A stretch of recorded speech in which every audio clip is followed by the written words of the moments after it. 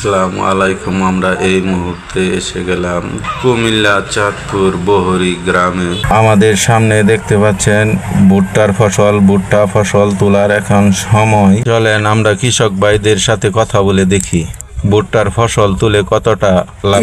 কি হয় এটা কোন জায়গা হয়? এই যে একটা ছবি আর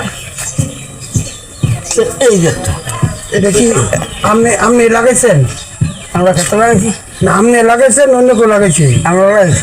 ও এটা কি মাটি খুব গরম লাগে না হাল চল লাগে? ও তো না, এখন বর্তমানে এই যে একটু একটু কাঁচা মাটির ভিতরে মানে বীজ দেন? হ্যাঁ বেড়ে দিয়েছি।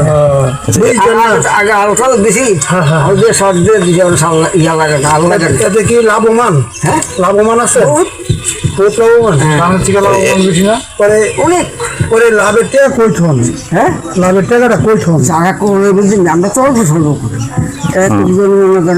হাজার হাজার মন পায়, 1200 মন পায়। না না, যেই আপনি যে আবাদ করেন যেই টাকাটা লাভ হয় এই টাকাটা কোথায় থন?